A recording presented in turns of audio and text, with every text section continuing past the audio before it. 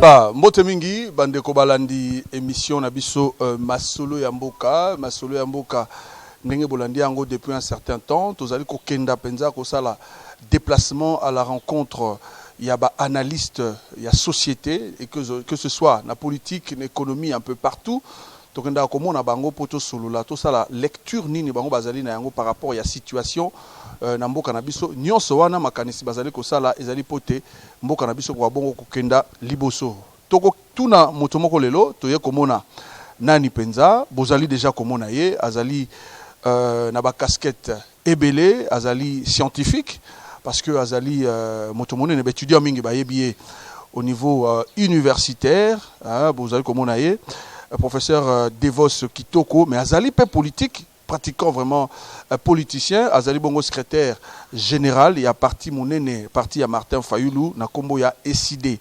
Pourquoi tu es comme on a poto solo la actualité en mboka mais mingi parce que batena qui matinée politique hier na matinée politique sujet à monene to pe thème à monene ba vandela ki ezala ki bongo ba réforme au niveau ya seni to pe ba réforme électorale to ko bandana na motuna wana et puis to rotuna ye moi mituna e belé penza na actualité na mboka na biso professeur Devos Kitoko mbote na yo pe be malma mbote ndeko mupanzi sango mbota bande konyoso balandi ya émission na yo na pesi bango mbote mingi na souhaiter ba congolaise ba congolais nyonso ba kolanda biso ba papa ba mama bilenge bonne fête de Pâques.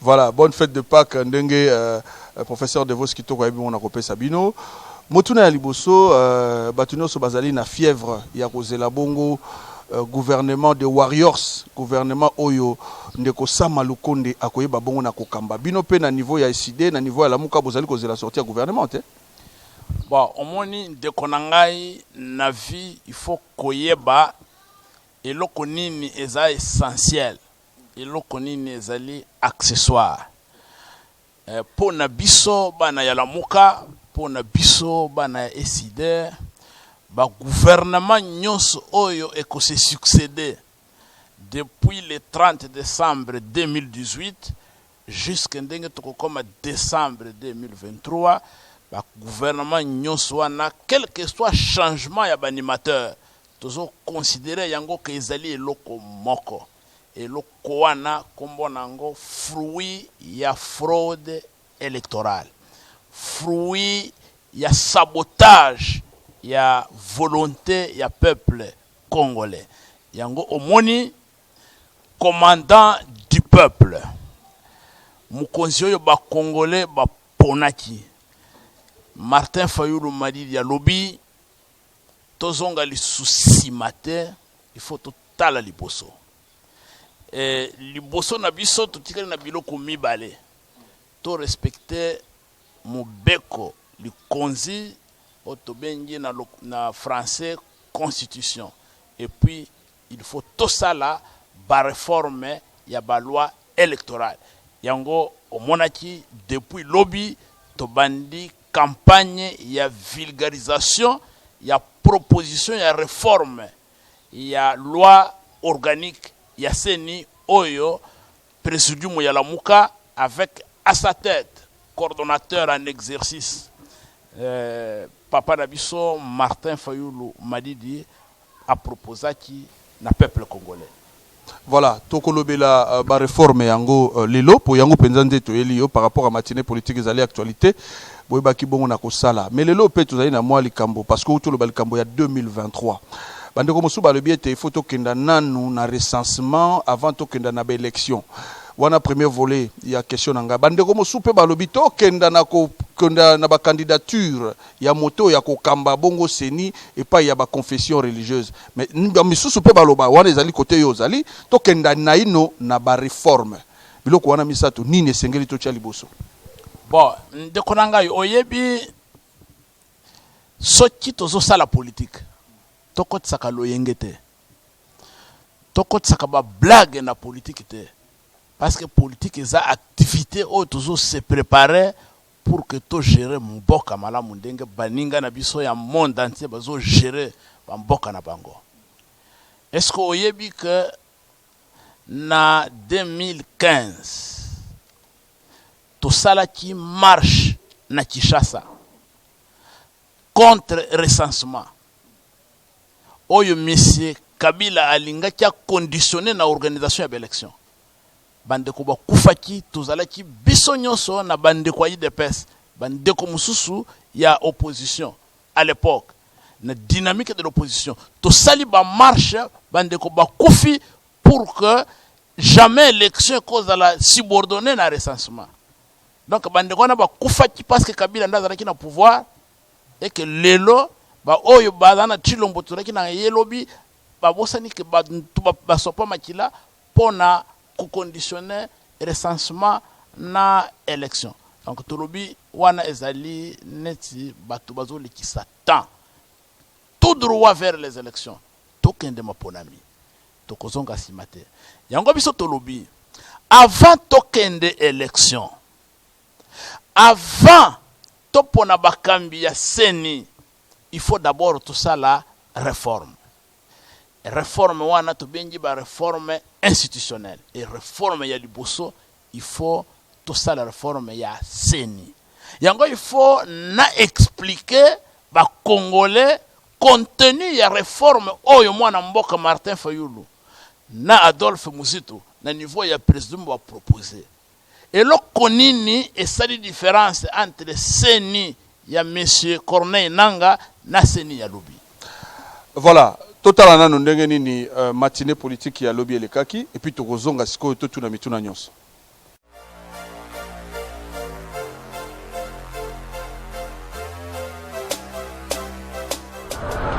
Sikoyo tolingi eloko nini.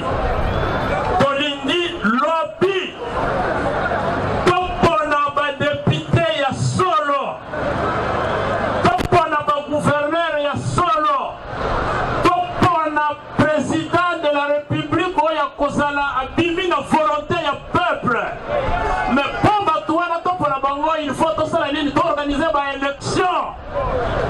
Et élection il faut salama coûte na délai constitutionnel. Est-ce que vous condamnez ma glissement dans Bogoyo?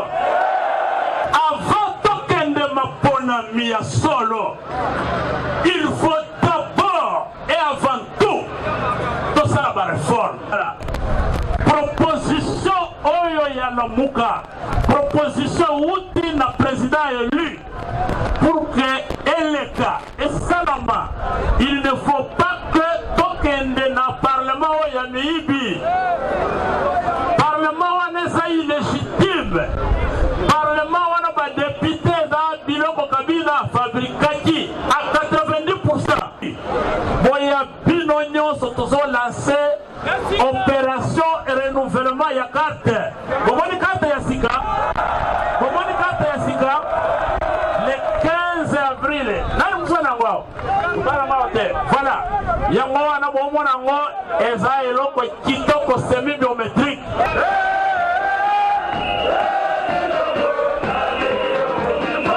Avec SID pour un Congo fort et prospère. Avec SID, c'est encore possible. C'est encore possible. C'est encore possible. Biso décidé toza parti à bato ya Boanya, yango population et harceler biso. Bala oyo pour comprendre le peuple à comprendre que Torosa la tournée tant il y a vu la Kinshasa que la province pour la vulgariser makanisi ba proposition ya mokonzi oyo congolais a voté qui en 2018 président Martin Fayulu. Nous avons la confiance aux confessions religieuses, mais la confiance n'exclut pas le contrôle. Ils ont la totalité du contrôle du bureau national, mais au niveau de la plénière, il y aura les représentants de trois parties prenantes qui vont surveiller les opérations conformément au texte qui régissent la loi électorale. La présidence de la République est illégitime. Toutes les institutions qui gouvernent par défi le pays sont illégitimes. Le peuple congolais n'a pas confiance dans ces institutions. Nous avons besoin d'un cadre paritaire pour discuter des propositions de réformes.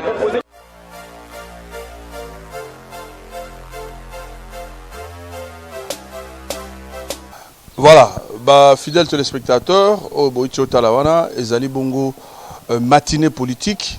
oyo parti monene na kombo décidé et baki bongo na ko organiser lobby yango nde sali nzela ete to sala déplacement wana to ya komona secrétaire général oyo azoki pe parole longuement pendant matinée wana poto yeba masolo ya ba réforme institutionnelle notamment au niveau ya CENI.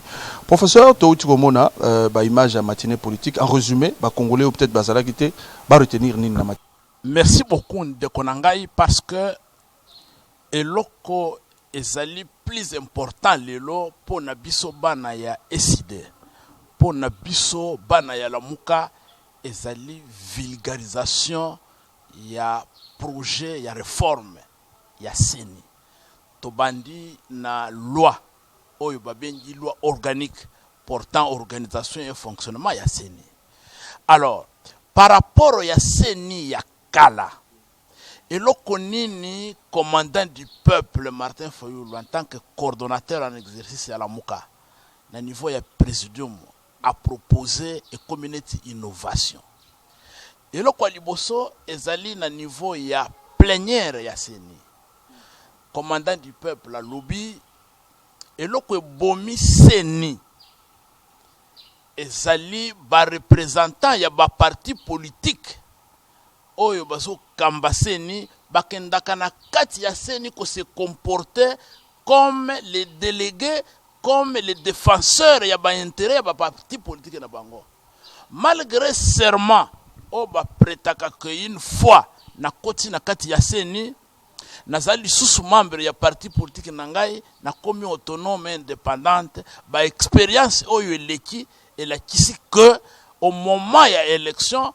bandeko oyo bazalaka na kati ya CENI ba défendaka ba intérêt ya ba parti politique na bango yango wana commandant du peuple la lobby tour oyo plénière ya CENI et kozala constitué na 23 personnes mais 23 personnes à plénière ya CENI wana e ko uta wapi to proposer que ba père spirituel na biso basa regrouper na kati ya mboka Congo na 8 confessions religieuses oyo yebani na loi na biso ba 8 confessions religieuses oyo yebani ba ko déléguer mutu moko oyo akokende ko représenter ba confession religieuse na plénière ya CENI mais bato na bango nde ba kopona ba expert en matière électorale ba na kati ya église na bango ba kopona bato oyo ba na moralité ya malamu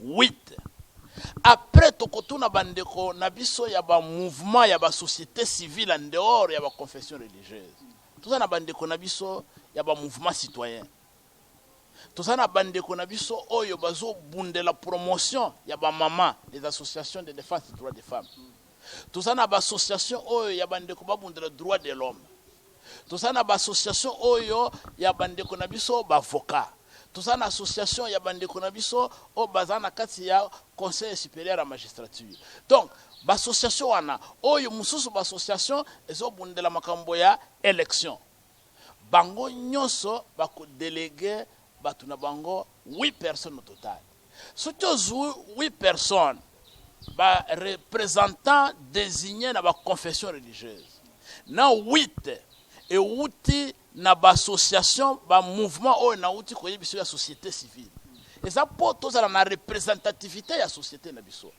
ba komi 16 siko 17e membre akokota na plénière ezali rapporteur ya CENI papa biso to lobby tour oyo commandant du peuple la lobby rapporteur ya CENI il faut la recruter par concours ba professeur ya université ba écrivain ba intellectuel de tout bord ba avocat ba nini tout ça toutes les confessions oyo azana makasi ya kolobela ba congolais na niveau ya CENI comme rapporteur oyo ko annoncer ba résultat akopesa ba compte rendu il faudrait que ba sala concours ba recruter mutu moko ya bwanya ba komi 17 avec 17 personnes il y a société civile kaka comme ezali plénière oyo eza organe suprême ya CENI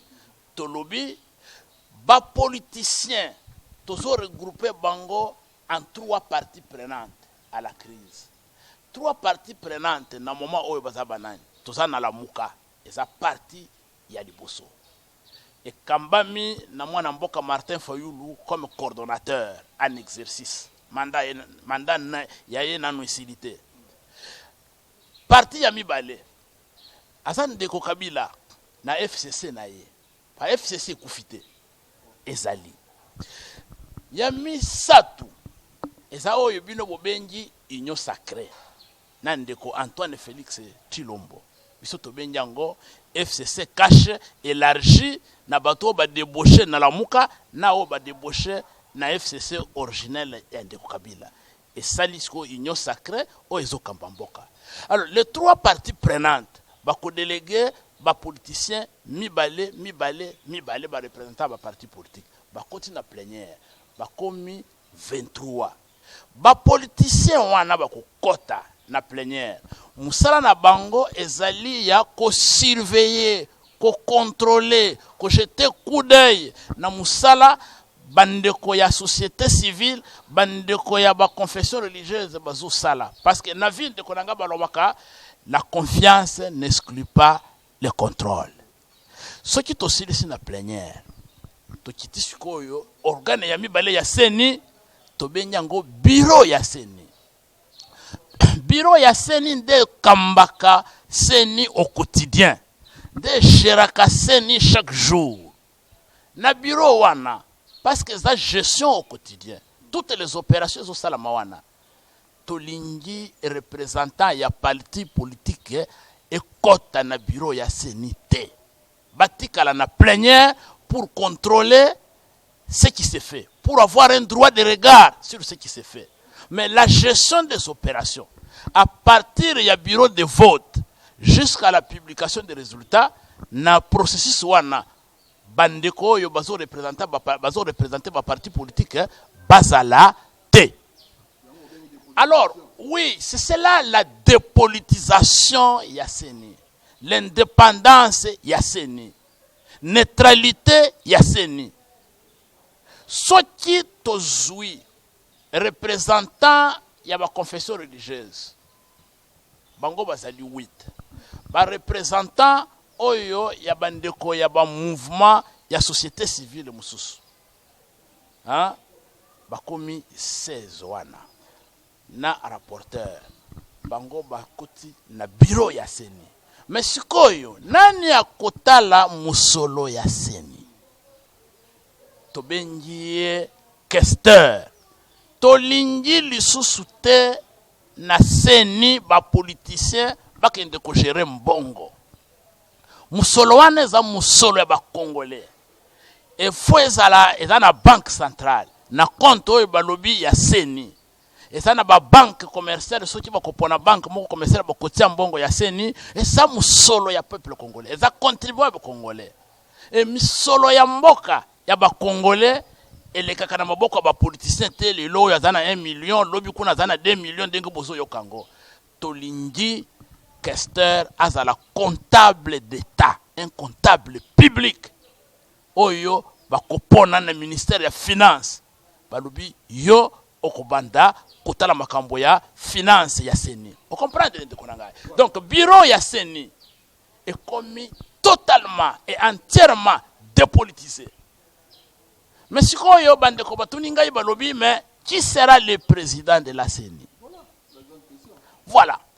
Président ya CENI et kozala lisusu te que bosana tout puissant Corneille Nanga. Tout puissant Ngoyimulunda. Tout puissant Maluma Lupe à son âme. Non. Et à la mouki na tongo a benji vice-président na ye politicien mususu ba benji questeur na rapporteur di tozana liste awa bakonzi batindi nani akozala député nani akozala député te baba ni ko nommer en fonction de recommandation toboyi makambo wana présidence ya CENI tour oyo ekozala rotative, c'est-à-dire que ba 8 confessions religieuses o bako délégué mutu moko il faut s'organiser peut-être selon l'ordre alphabétique ya bakombo. selon l'ordre alphabétique, il y a ma confession religieuse. Boponi Mutumoko, il est pendant 3 mois un simple modérateur. Un simple modérateur. Modérateur. Pas de pouvoir de modifier, de faire ceci. Non. Il rend compte à la plénière.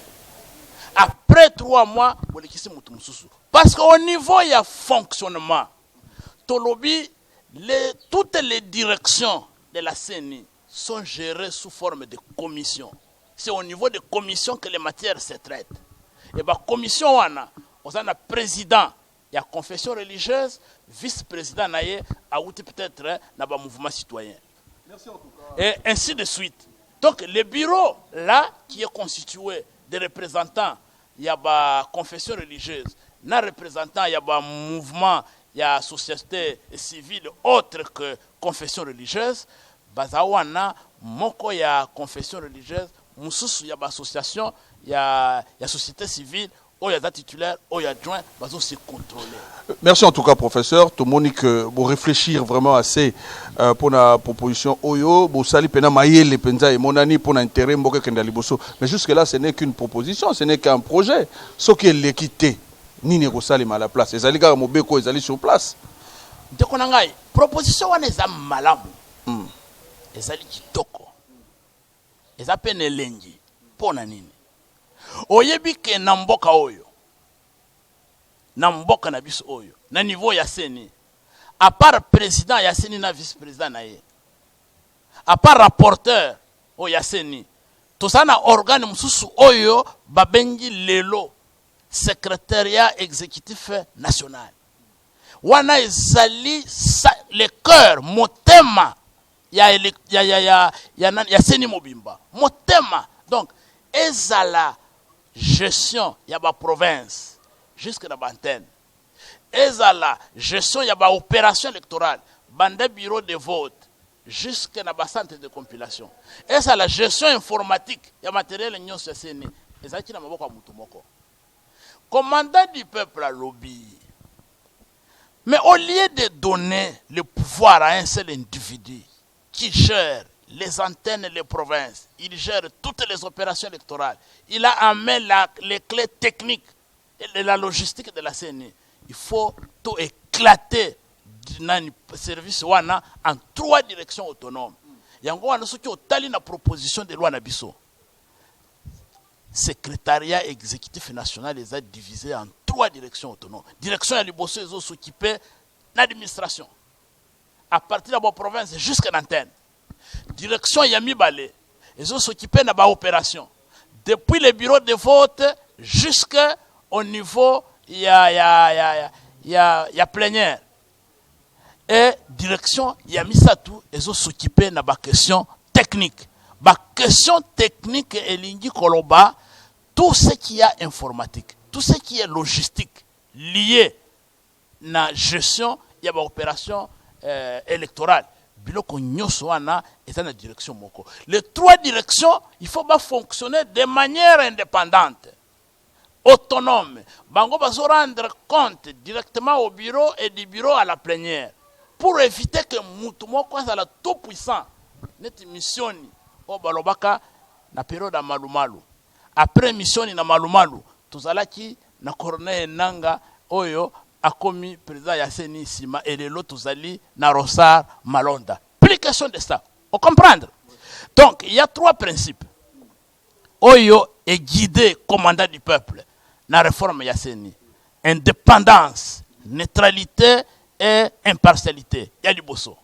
Fonctionnalité, il y a mibale. Tout sera en commission. Et puis, décentralisation, il y a pouvoir, à niveau, il y a gestion. Il y a CENI. Ce qui est sûr, c'est la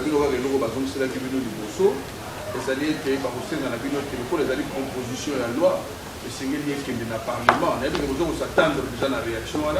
Il y a une proposition de réforme institutionnelle, nous sommes même allés loin en disant que Martin Fayou est un député national, à Parlement pour que le Parlement ait soit pour voter à mot, soit pour rejeter à mot. Et puis que vous allez s'attendre déjà, les locaux, on a proposition de loi. Pourquoi vous n'amenez pas ça au niveau du Parlement pour que ceux qui ont voté et comme applicable. Nalingi na rappelé yo que na Kinshasa awa biso bana lamuka bande kona biso bazana UDPS to sala ki ba marche awa to contester Assemblée nationale parce que biso nyoso tozala ki convaincu et unanime que ba député bazakuna za ba fabrication ya Kabila za ba nomination Kabila salaki Assemblée nationale wana eza illégitime.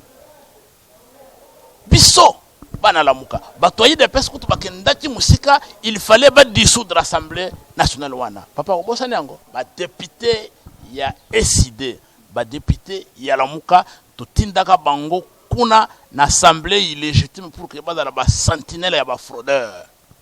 Bazala ba sentinelle ya miibi. Olandaki lobby na meeting na biso, matinée politique na biso plutôt. SID, député SID national, Ados Ndombasi, a révélé na public que Baye kopeseye $15,000 pour que Abaskila à côté na union sacrée. A Boyi.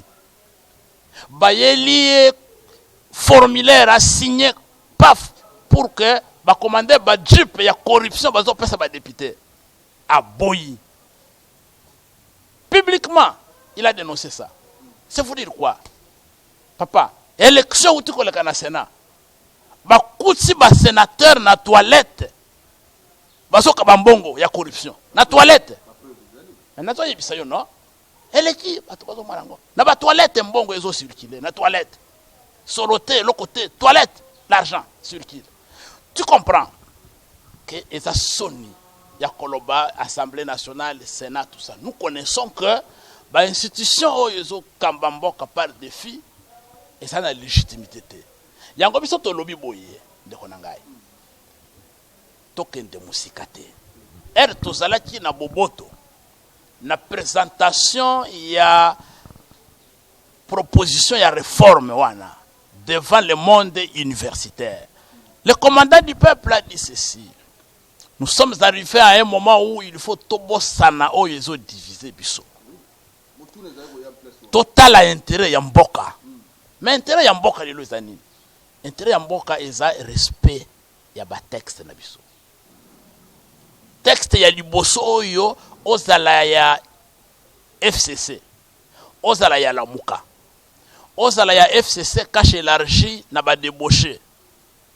Biso nyonso toza na constitution comme cadre de référence. Ya mibale et ça va loi, différentes lois. Et les lois où il faut réunir biso comme intérêt commun. Ce sont les lois électorales. Le plan B et vous allez dire, plan B et vous allez dire. Sauf qui non, plan B, ça on va plutôt que la machine à voter, la dernière minute, enfin on est en l'air avec la machine à voter. Alors, ce qui est proposition de loi, on a, la dernière minute, et l'Assemblée de bandimi à voter. Donc, il y a non, nous serons d'abord dans l'hypothèse que nous sommes une proposition de loi. Bato FCC, balobi bazana proposition de loi. Kuna na FCC cache élargi, bazana proposition na bango ya soki lutundula, ba sesanga tout ça. Voilà. Biso to lobi boy. Soki boza mibali. Soki vraiment boza mibali. Bozo bange lo côté. Bolobi boza na maele. Boza ba politicien. Boya na proposition na bino. Kabila na batu na yaka na proposition na yo. Fayulu na batu na yaka na proposition na yo. Tovanda na mesa. Avant tokende na oyo toko retenir comme consensus na Assemblée nationale pour que banterina ngo ezala promulguer tovanda na mesa. Nani a proposé eloko ya malamu? Nini parmi ba trois propositions wana ya ba trois parties prenantes? Nini ezo diviser biso? Nini ezo tia biso ensemble? Ndeko na ngai. Eloko ya malamu boye soki mutu aboya ngo yebake na mayele na ye na mutu na ya zana eloko ya malamu te. Ana makanisa mabe comme bakina bana ba ana bula mabe. Faux boule. Parce que biso to lobby toye na proposition ya réforme oyo et lobby to dépolitiser seni.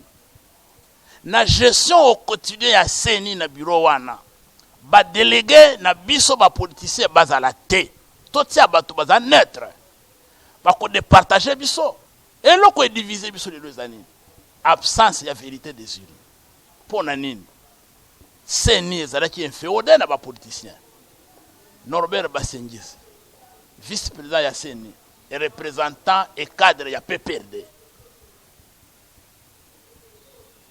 Chaque composante, INC, Batounaye, MLC, Batounaye. Donc vous avez un groupe de politiciens qui ne peut pas, à un moment donné, garantir la neutralité parce que Moutouna Moutouasso, d'abord, les députés à partir de Bisson, Nengenini. Alors, maintenant, si vous ne voulez pas la dépolitisation de la CENI, c'est que vous avez une intention de frauder, vous avez une intention de tricher les sous. Voilà pourquoi j'ai repris. J'ai repris les bâtons des pèlerins. Na bandaki lobby na siège ya SID. Bande konabiso ya nouvelle élan bazalaki na siège na bango. To réunir des milliers de personnes. Dimanche oyo. Tout ça na commune à Bumbu, tous réunir ba représentants ba population ya Funa. Et chaque dimanche, to continuer na ba grande manifestation. De grande envergure, il y a éducation civique, éveil de conscience politique, pour que les Congolais comprendre que et le biso toujours ils ont intérêt na biso te. Biso to ça na église de mon côté, mais c'est Kitoko n'est pas pasteur, Fayulu n'est pas pasteur. To ça na ba délégué ya confession religieuse, ya Fayulu, ya Kitoko, ya Muzitu to kotinda kuna te. Nous voulons que les pères spirituels, nous voulons que l'association Oyo il y a la société civile. Oyebi bande ko na biso ya ba mouvement citoyen ndenge ba bundi na mboka oyo. Pour na élection transparente. To pesa bango chance ba kende ko départager biso. Oyebi bande ko na biso oyo bazana ba observatoire électoral. Ndenge nini ba bundile pour élection za la malamu. To tinda bango. Ba maman chaque jour bazolela. Parce que ce qui est élection c'est la même baby tumba et koti na mboka bango bazaba to liboso ba ko za la violer. Totinda bango bakende observer bavocat ba défendre kabiso bakende donc toutes les couches de la société civile to regrouper bango en grande catégorie batinda ba délégué na bango mais délégué ya SID à cause na bureau ya CNT mais ce qui baninga basi ba s'organiser na niveau ba parti politique baso kanisa na mitu na bango que CENI et comme une fonction publique, il y a engager pour que bakende kozwa musala ba défendre ba intérêt na bango donc bazo mikosa. Yango wana tolingi population à s'approprier projet na biso. Au moment où bandeko na biso bakosala aventure pour que ba vanda ba reconduire CENI yakala avec les représentants ba politiciens et to activer article 64 avec notre peuple pour que tout bloqué. Et quand la première expérience c'était de Konangai, Tona Joseph Kabila a koye bisayo makambonine le kaki en décembre 2015.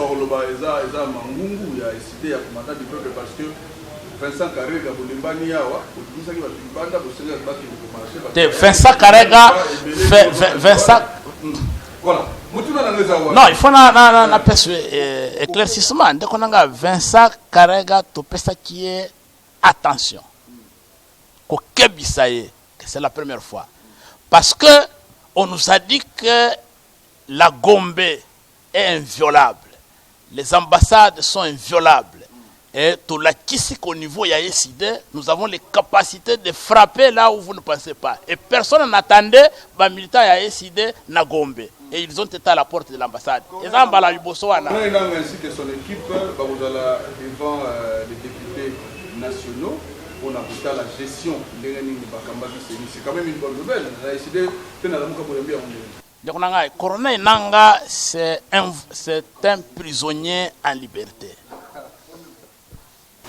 Un prisonnier en liberté. C'est un prisonnier en liberté. À tout moment, s'il y a un état de droit, c'est monsieur qui doit être rattrapé et reconduit puisqu'il faut Zala. Corneille Nanga détruit le pays. C'est à travers lui que tout ce qu'on a comme malheur dans l'institution Yalukuta, oyo ezongisi pays sima. C'est par lui que tout est arrivé. Oyebaka balobaka, ne sois pas celui par qui le malheur va arriver. C'est lui par qui le malheur des Congolais est arrivé. Oyebi le 30 décembre 2018. Ezaka mngolo mbula. Tobima na mbula awa to tourner. Tokei to pona mbakonzi na biso. Mais Corneille Nanga n'a pas voulu comprendre que nul n'est censé obéir aux ordres manifestement illégaux. Ba pesier ba liste ya bato. Ya kunomé, a nommé ba députés provinciaux, a nommé ba députés nationaux, corruption à ciel ouvert, et le qui na Sénat na misu na ye. Bandeko bazo lelo ba komi ko changer maloba. Awa na Kinshasa de pesa na 14 députés provinciaux avec la moyenne de 4 à 5 députés provinciaux par sénateur. L'IDPS devait avoir au Sénat au moins 4 à 5 sénateurs, mais il en a 0 à cause de la corruption. Corneille Nanga a accepté de fouler aux pieds la volonté de tout un peuple, de voler la victoire et le vote de tout un peuple. Et on nous a donné Antoine Félix Tshilombo comme président de la République dans les conditions que vous connaissez. Et le peuple le regrette aujourd'hui. Donc, oyebi, il faut qu'on place chaque mot dans le contexte, dans la signification. Le président Jean-Pierre Bemba, pour qui j'ai beaucoup de respect. Le président Moïse Katumbi, pour qui j'ai beaucoup de respect aussi. Ata mutu moko na kati ya lamuka a bengani bangote.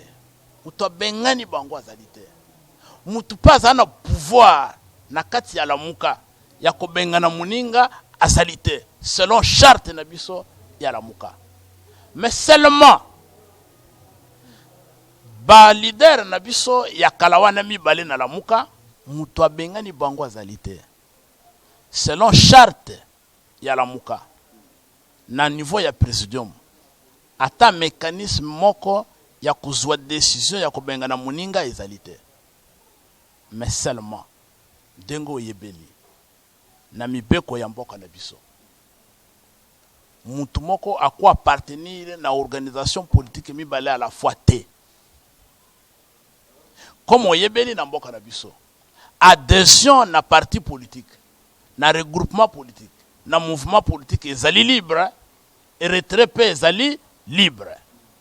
À partir du moment où Ndeko Nabiso, Jean-Pierre Bemba, Ndeko Nabiso Moïse Katumbi, va décider librement d'adhérer à la union sacrée, cela signifie qu'ils ont renoncé à l'engagement na bango na lamuka et que commandant du peuple en tant que coordonnateur en exercice à prendre acte avec regret, il y a départ, il y a bande de Konebisowana. Nous, on ne peut pas faire autrement.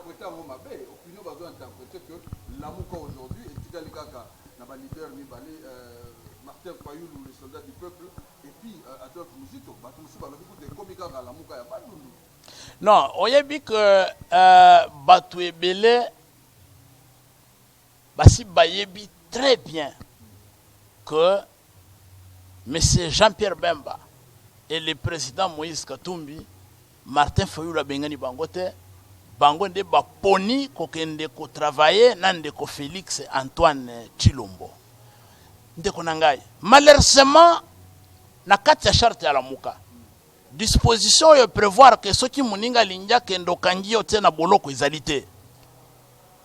Disposition yo lobi que soki muninga na bino alingi akende opekisaye osimbaye na makasi ezalité. Liberté ya kokota na liberté ya kobima ezali total. Oyebi bitumba oyo tozo bunda eza passe. À un moment donné, baninga bazo comme essoufflé. Balembi. Basa du choix. Il faut respecter le choix na bango. Je crois que c'est une question qui n'appelle pas débat. Parce que article moko ya loi portant statut ya opposition. Et lobby que mutu oyo akei ko partager ba ministère na gouvernement soki azalaki na opposition a renoncer na statut na ye ya opposition. Bango bazalaki na opposition républicaine na kati ya Lamuka, biso tozalaki na résistance na kati ya Lamuka, mais comme objectif ezalaki moko conquérir le pouvoir, bango baponaki la conquête de pouvoir par l'opposition républicaine, biso tolobi toujours résister contre la fraude. À un moment donné, on a dit bon, on part dans une convergence parallèle, mais tu constates qu'à un moment donné, les amis ont dit niet, l'opposition républicaine, nous sommes fatigués, token de la institution qu'on gérait. Ils ont adhéré, mon cher ami, ils ont adhéré à l'Union sacrée, ils ont déposé leur cahier de charges, basali partage, il y a un ministère, le long d'engue toujours le banayo, balobi, soki ekubi malobi, soki bangombo, et sali 2 mois, balobakali, le lobby, soki ebimi, batuna bango baza na gouvernement. Donc tu ne peux pas être à la fois au service de Dieu et au service du diable. Merci en tout cas pour cette conclusion. On a compris que par rapport à Mibé Lamuka, Présidium et leader Mibale, ça va commencer à tourner entre Adolphe Muzito et Martin Fayulu. Alors, puisque vous avez parlé du gouvernement et Robima, soit les lots, soit le lobby, Banderomusu Balbi, les allégués cadeaux, Félix Antoine Tshisekedi, Balanga Pesa Bongo, Congolais na PAC, Toza Rosela, PAC et les Guinéens notés, tant monsieur Romi Bimela. Bino na Lamuka Boza Rosela Nini na gouvernement Bawarriors. Bon, oyebi biso na Lamuka toza na cohérence na raisonnement na biso. Soki obanga kanyoka, soki olinga kanyoka te, eke bayibisio ke nyoka zo bota maki na ndako na yo, okende koyamba maki ya nyoka te. Et ça logique. Et ça logique. Bayibisio ke nyoka za dangereux. Ça l'attention. Après bayibisio ke non na kwa ya chambre na yo nyoka boti maki. Kendo tala soki maki déjà ezali ni yo po kimimbango bio akakota la maki ya nyoka, c'est que vous n'êtes pas sérieux. Monsieur Antoine Félix Tshilombo, avec l'ensemble ya héritage Kabila Atikaki, ce sont les fruits d'un processus corrompu. Et ça fruit ya processus ya fraude. La corruption corrompt tout jusqu'à la dernière génération. Biso tozo zela réforme. Ba réforme wane permettre biso tokende maponami. Et maponami permettre biso kopesa mboka o ya Congo ya biso ba institution na ba animateur ya sika o yeuti na volonté ya peuple. Et le tozo zela yango wana. Mais le reste là, ce sont des théâtres qui se succèdent. Mais de konangai oyebi ke na ye bandeli ya théâtre ya Tshilombo na Kabila toyebi seki bango ke bo plonger pays na crise ya légitimité. Il faut qu'on engage des discussions tout ça la réforme token de la élection anticipée. Ils nous ont fait perdre la première année, ils nous ont fait perdre la deuxième année. Tobandi troisième année, c'est le moment où Tshilombo a choisi à la télévision, alors bande konangai 200 eleki na échoué. Kala nyonso ono zalaki wapi. Oh na moni que crise ezali. Le gouvernement est paralysé. Le parlement paralysé. Les cours et tribunaux divisés en deux. Les magistrats de Kabila, les magistrats de Tshilombo. Et le pays aux arrêts. Mais on lui a dit, où sommes-nous? Où sommes-nous? Et Bandekonyo Soana, sans que Badala Nasoni, il continue à expliquer les histoires. Sans tenir compte, il y a misère, ndengani le peuple bazo souffrir. Donc on a oyebi que soki okomi na bajipa minene, bagarde du corps, obosani pasi ya Sangamamba, po koleka kuna te. Obosani pasi ya Mokali. Obosani pasi ya Paka Juma. Obosani pasi ya ba quartier nyonso oyo rekile bato bazo souffrir. Po komi na Gombe, okuti biso na embouteillage. Obeti ba soda, ba dégager biso yoleki. Et voilà pourquoi na lobaka ndeko na ngai keba na ivresse ya miliki. Keba na ivresse ya miliki. Eleki masanga. pour muto lango miliki aza plus dangereux a bomayo et après à regretter. Tous en cas il y a dossier ba actualité en mboka tongi ba lecture il y a monsieur Devos Kitoko et ngwana tozali kokota mais oyoka qui dernièrement semaine passée que au niveau de l'Assemblée nationale le président en exercice Mbosso Christophe Mbosso oyo asili na koloba ete likambo ezali koleka bona est ya république en sécurité wana et que ba député oyo azali kokamba bon au niveau de l'Assemblée nationale bazali ba complice asenga na bango ba ko bima na ba groupe rebelle tant boyoka ki yango sala bino ndene. Bon oyebi que commandant du peuple alors baka depuis kala que mboka na biso eza infiltré à partir de la base de l'armée jusqu'à la institution. Et c'est la raison pour laquelle nous sommes allés donner un avertissement à l'ambassadeur du Rwanda. Parce qu'on a dit que notre pays est infiltré par les Rwandais. De la base jusqu'au sommet. Mais, boyaki. Mais si le président de l'Assemblée nationale a dit que non seulement tout ça infiltré, mais dans l'Assemblée nationale, les représentants du groupe armé Zanakati, les représentants de l'ADF Zanakati. Mais c'est grave. Vous savez que devant la justice, Moutou Oyo a dit que les malfaiteurs ont dénoncé Bangota à commettre l'infraction. Nous, on pensait que M. Mbosso sera traduit en justice pour que, même en justice, bateau basana ba groupe armé basakuna. Parce que mona ki ba kanji bateau. Baso teka ba munitions za uta Kinshasa. Pour muto teka munitions uta Kinshasa, il faut que la ramification e banda na muto zo tindela e ba munitions wana. Nous avons besoin des enquêtes sérieuses. Mais pour le moment, je peux vous le garantir que Bitumba Tozo Bunda, c'est pour permettre que, à travers les élections, tous les dirigeants qui sont inféodés dans le système d'exploitation illégale. Tous les dirigeants qui sont inféodés dans les groupes armés à Kinshasa. Aussi longtemps qu'à Kinshasa, on aura un gouvernement qui est supplié Kagame, un peu comme des jeunes enfants qui sont en train de chercher la manne ailleurs. Alors que nous sommes une puissance ici. Avec l'organisation interne, nous sommes capables de tout. Aussi longtemps, mon frère, qu'on aura à Kinshasa des institutions illégitimes, non crédibles, inféodées dans la puissance régionale et puissance internationale. Aussi longtemps que tout ça, l'institution, on a Kinshasa, merci en tout cas, professeur de Veloskito, qu'on reste au Parlement, mais cette fois-ci, nous allons prendre un dossier qui concerne également la Chambre haute Zali Bongo Sénat. Par rapport à la réforme, je me rappelle la proposition de Bino Aliboso. En quelque sorte, Moussala IGF et Zarosala, c'est les CPLI Sapebino, parce que IGF, Moussala Zarosala, les alliés remarquables, et puis a touché le Sénat. Tout le monde n'a palpite et continue à niveau Sénat avec le vieux José Makila. Alors, il était à Sénat et communauté, moi, club, il y a des voleurs et des corrupteurs. Quand même, il faut que les CPLI Sabino, Bato Alamuka. Non, on a vu que Bisson, bande Konyos, Bazo Sala Moussala, pour que permettre le trésor public.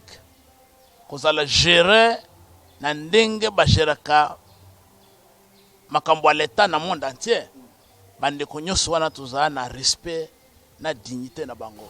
Donc vous êtes d'accord na IGF? Naso yebisa yo par principe tout Congolais qui s'emploie dans la dignité, la probité, l'intégrité morale pour que mboka na biso ezala bien géré, il faut on lui donne du respect. Mais hélas, Toboyi ba service télécommandé, Toboyi ba service politiquement orienté. Oyebi ODEP, Office de la dette publique, de la dépense publique ya Congo. Ba outi ko publier dépassement budgétaire de plus de 100% na présidence. Pléthore ya personnel. De 400 quelques personnels à plus de 1000 personnes à la présidence. Mais dépassement signifie quoi? Dépassement signifie que au consommer mongo koleka oyo ezalaki prévu. C'est un détournement de fonds. Mais ce qui est chef, ezali service ya l'État oyo ezo ezana souci ya orthodoxie, ya gestion malamu. Asala na contrôle la présidence. Asala contrôle la présidence. Ce n'est pas être comme un instrument d'affaiblissement ya adversaire ya Chilombo. Toyebisaki Chilombo que okuti Kabila atiki ordonnance ya nomination, investiture, ya ba magistrat ya Cour des comptes.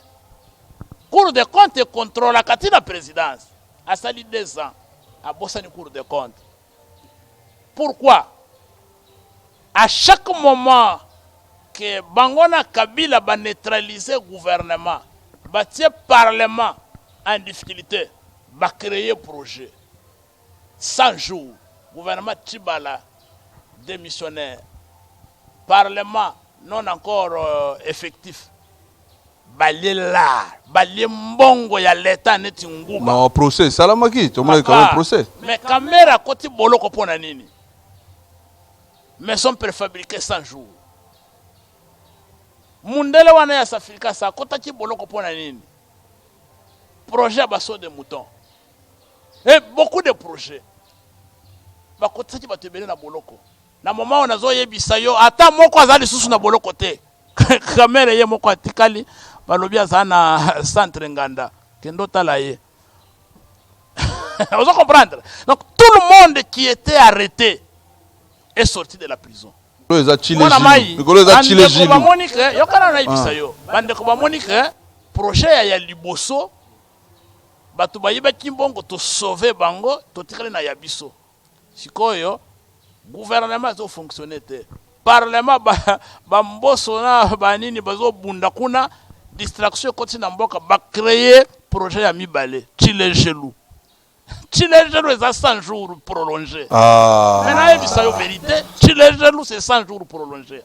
Mon cher ami, en droit administratif, les compétences sont d'attribution. C'est-à-dire que yo za président de la République, mais constitution est déterminée par compétence, il y a la compétence du gouvernement. Le projet, il y a développement, il y a mboka. Secteur par secteur, état du président de la République. Ce qui est le président de la République, comme il y a un projet, il y a un moïbi. Mais à côté de Mboka Koufa, il y a même qu'à rendre compte de la population en 2023. Mais papa, ce qui est dit que aux a un souci Mboka Koufa, c'est le gouvernement en place. Chaque ministre a ça là. En tout cas, on va prendre juste le dernier dossier. Et l'on a invité Nabiso Ezali Bongo, professeur de Vos Kitoko, Ezali Bongo, secrétaire général, et a décidé aux Ali Bongo parti à Martin Fayoulou. Et l'on a invité Tobeta Masolo à Mboka, Bomoni Tobeti Masolo, presque Nyonso. On termine avec le dernier dossier. Ezali Bongo dossier, il y a Covid-19. Dans le dossier à Covid-19, vous allez voir Mituna Mibale. En tant que vous êtes aussi professeur d'université, vous êtes scientifique, Covid-19, depuis la vague bandi, première na deuxième, impact nini ezali nango sur le plan scientifique, université nabiso sur le plan et enseignement dans la République démocratique du Congo. Et puis la deuxième question est aux ala liée bien sûr na vaccin, parce que vaccin ezali en attente. Toye lecture nini, tout ça retourner pour toi lecture nini aux ali nango par rapport il y a impact négatif il y a Covid-19 sur l'enseignement. Et puis deuxième question ezali liée na vaccin, yo compréhension ni ezali to lecture ni aux sala. Na parole nanga ya suka na yebisa bandeko na biso ba congolais que basala masekite coronavirus ezali. Coronavirus ezo existé ya solo. Seulement tokomisa Nzambe. Pour catastrophe otozo mwana na poto, Nzambe a épargné biso na Congo. En plein ya coronavirus na Congo, ezamuke de façon que ce qui va service à l'État, ce qui va conseiller la santé, va suivre avec le sérieux, tous les sérieux, biso tous capable de éliminer le coronavirus na mboka na biso. Mais ba négliger yango te ndeko na ngai. Esa maladie mabe makasi. Na pesa yo témoignage personnel. Ngai personnellement, ce qui va tout bazo douter yango. nga personnellement na bela ki coronavirus ngai professeur Kitoko na bela ki coronavirus na kota ki na hôpital pendant 11 jours na melaki kiriti na suka na landi ba test nyonso. Dieu merci na biki, mais je vis à côté de moi les gens mourir. Mais loko na déploré ki na hôpital nazalaki ba médecin o baso traité biso na moment nazalaki na hôpital wana na mois de février bango nyonso bazalaki 5 mois impayés. 5 mois impayés. Ata mutu moko afutabite na mituni na lobi malade des oboma, malade des contagieuse. Et ça passe. Comment bandeko oyo bazo ba risque nyonso basa payete. Et lelo na yoki que depuis lobby balala ki na cité ya oya bazali banda basenga mbongo. On m'a dit que ce n'est pas sérieux. Et chaque jour on nous parle de millions de tournées. Les millions de dollars bazo détournés yango. Ba voyage à l'extérieur. Ce qui Chilombo a joué avion accueilli les bandes aller-retour, la moyenne c'est 2 millions de dollars par voyage. Cabinet qu'on avec plus de 1000 agents, les salaires les plus élevés. Les huissiers touchent plus que les médecins. Mais bande koana bazo simba ba malade ya Covid. Ndeko na ngai na koyebisa yo teke na yokati. Ngai moko na beli coronavirus. Na koti na hôpital. Ba pesinga ba soin avec amour. Beaucoup d'amour. Les médecins. Mais ba futa makate. Na qui passe na leli. On se comprend. Donc yango tolobi pour na vaccin. Il y a des domaines, il ne faut pas politiser yango. Nous ne pouvons pas politiser le domaine médical. Tout ça n'a pas professionnel, tout ça n'a pas spécialiste. Bango bayebi kisi ya mabena kisi ya malamu. To landa conseil ya ba médecin, to landa conseil ya ba spécialiste. Awa peut-être biso tozo mwana docteur Muyembenet muto pamba. Mais c'est un cerveau de renommée internationale. Très respecté à travers le monde. Ce qui a pessimé ce conseil. Alors, le vaccin, il faut écouter. Voilà, merci en tout cas, professeur Devos Kitoko, na disponibilité à temps accordé dans l'émission de Masolo Mboka. Maintenant, moi, par rapport à l'émission Masolo Mboka, c'est une première fois que tu es au Monayo. On va régulièrement venir vous voir pour tout ça, la analyse Mboka. Moi, par rapport à l'émission Masolo Mboka. Voilà, Masolo Mboka. Et ça antenne libre na expérimenter yango na lobby oyo ezalaki na motema na ngai na lobby oyo ezalaki na mutu na ngai na lobby oyo tozo vivre biso ba congolais pasi na biso kolera na biso mawa na biso na zana espoir que Masolo Mboka ekokende ko censurer ngai te na kolanda ezambala liboso vraiment na kolanda neti balandi nyonso ya émission na yo na vanda nayo kasoki makambunga na lobby au rendre rango normalement na kopesi yo merci mbalasima to continuer Masolo. Pas de problème. Voilà. Merci en tout cas bozala ke belé kolanda émission Masolo Mboka lelo toyoki professeur Devos Kitoko ya azali na côté à la Muka toko ya pe bokomona na mbaleko ya toko kende pe na ndeko azali na union sacrée lo pe toko kende pe na bandeko G13 toko kende pe na ba député batonyo so toya kotanda bino micro bomona ki pe pasteur Denis Les koleka na Masolo Mboka. Donc prochainement ça sera vous fongola biso ka motema na yo fongola biso kuke poto ya komona yo pour ça la analyse na yo. Nous sommes vraiment au milieu du village. Encore un grand merci au professeur Devos Kitoko. Merci Balandi. Tokutani bongo na numéro prochain. Il y a émission Nabino Masolo Mboka. Au revoir.